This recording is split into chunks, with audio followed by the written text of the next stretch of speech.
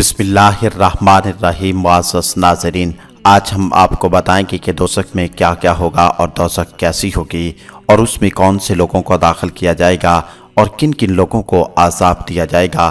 معزز ناظرین، اس سے پہلے کہ ہم آگے بڑھیں، آپ سے گزارش ہے کہ ہمارے چینل فیضی وائس کو سبسکرائب کریں اور ساتھ دیے گئے بیل آئیکن پر بھی لازمی کلک کریں تاکہ آپ کو ہماری ہر آنے والی ویڈیو کا نوٹیفیکیشن مل سکے۔ معزز ناظرین، بخاری اور مسلم میں ہے کہ حضرت آدم علیہ السلام کو حکم ہوگا کہ اپنی اولاد میں سے دوزخیوں کا گروہ علیحدہ کر دو۔ آپ عرض کریں گے کہ اس حساب سے ارشاد باری تعالیٰ ہوگا کہ فی 1001 آدمی جنت کے لیے اور 999 آدمی دوزخ کے واسطے۔ اس وقت لوگوں میں اس قدر ہلچل ہوگی کہ بیان سے باہر ہے۔ پھر حکم ہوگا کہ جس شخص نے عمل کیا ہے وہ اپنے اپنے معبودوں سے خود جا کر اس کا بدلہ لے لیں۔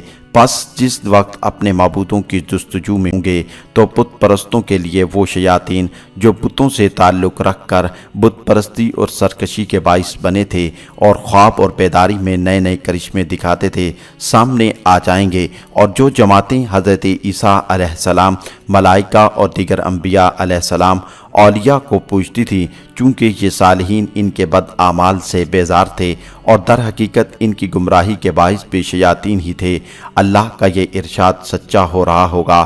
فرماتے ہیں کہ اس سے بڑا ظالم کون ہوگا جو اللہ کے علاوہ کو پکارے، اور یہ ظالم اسے پکارتا ہے جو اس کی باتوں اور دعاؤں کے سننے سے بے پرواہ ہے۔ جب قیامت کے دن ان بتوں اور ان کے ماننے والوں کو جمع کیا جائے گا تو یہ بت ان کے دشمن ہو جائیں گے اور ان کی عبادت کا صاف انکار کر دیں گے، لہٰذا وہی شیاطین ان کے سامنے آ جائیں گے۔ پس جو فرشتے انتظام یا مامور ہوں گے وہ ان سے دریافت کریں گے کیا تمہارے معبود یہی ہیں؟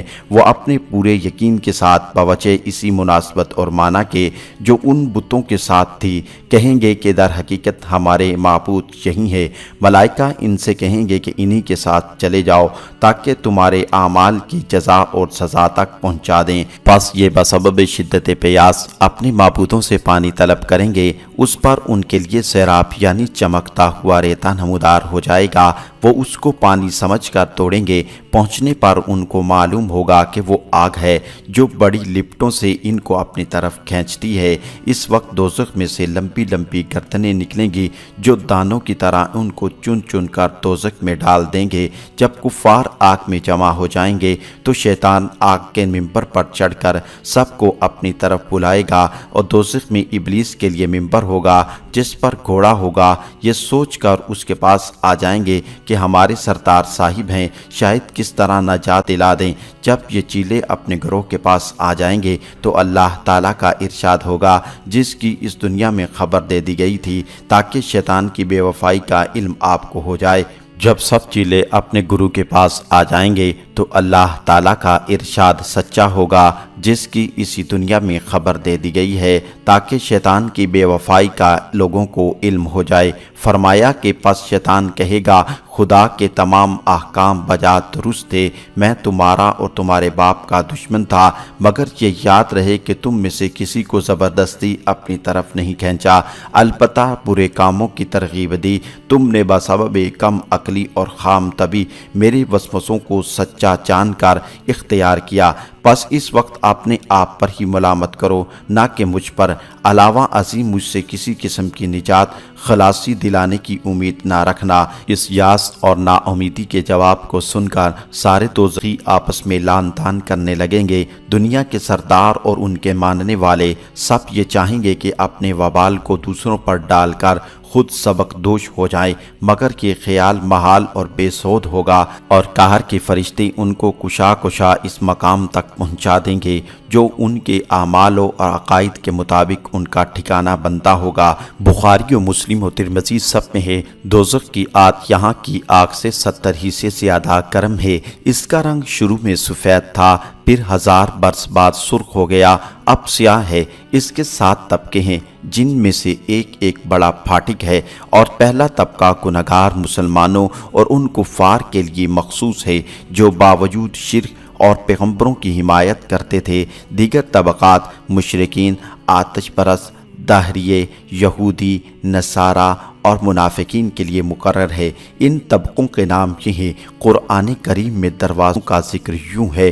معالم التنزیل میں اس آیت میں 8 دروازوں سے 8 طبقے مراد ہیں۔ حضرت علی المرتضیٰ رضی اللہ تعالیٰ عنہ فرماتے ہیں کہ 8 دروازے اوپر تلے ہیں۔ ان طبقوں کے نام قرآن مجید میں جا بجا مذکور ہیں۔ نمبر 1 جہیم، نمبر 2 جہنم، نمبر 3 سعیر، نمبر 4 سقر، نمبر 5 لظہ، حافیہ اور حتیمہ۔ ان طبقات میں سے ہر ایک میں نہایت وسعت ہے اور قسم قسم کے عذاب ہیں اور رنگ برنگ کے مکانات ہیں۔ مثلا ایک جگہ ہے جس کا نام غی ہے، قرآن کریم میں ہے کہ آن قریب وہ غی میں ڈالے جائیں گے۔ اس کی سختی سے دوزخ بھی 400 مرتبہ پناہ مانگتی ہے۔ ان آیات میں دوزخ کا تذکرہ اور ان کے ناموں کے ساتھ ہو رہا ہے۔ ایک مکان ہے جس میں بے انتہا سردی ہے، اس کو زمہریر کہتے ہیں۔ ایک مکان ہے یعنی اس کو غم کا کنواں کہتے ہیں۔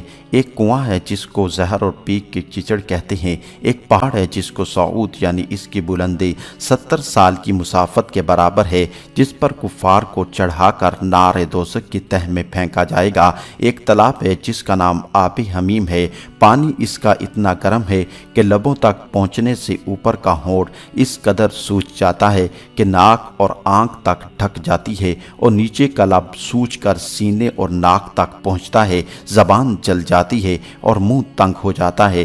حلق سے نیچے اترتے ہی پھیپھڑے، معدے اور انتڑیوں کو پھاڑ دیتا ہے۔ اور ایک اور تالاب ہے جس کو غساق کہتے ہیں، اس میں کفار کا پسینہ، پیپ اور لہو بہہ کر جمع ہو جاتا ہے۔ ایک چشمہ ہے جس کا نام غسلین ہے، اس میں کفار کا میل کچیل جمع ہوتا ہے۔ اس قسم کے اور بہت سے خوفناک مکانات ہیں۔ اہل دوزخ کے بہت جوڑے چکلے جسم بنا دیے جائیں گے تاکہ سختی عذاب زیادہ ہو اور ان کی ہر ایک رگ و ریشے کو ظاہراً اور باطناً طرح طرح کے عذاب پہنچائے جائیں گے، مثلاً جلنا، کچلنا، سانپ بچھوؤں کا کاٹنا، کانٹوں کا چبونا، کھال کا چیرنا، مکھیوں کا زخم پر بٹھانا وغیرہ وغیرہ۔ ان کے جسم جل کر نئے جسم پیدا ہو جایا کریں گے، یہاں تک کہ ایک گھڑی میں 700 بار جسم بدلتا رہے گا۔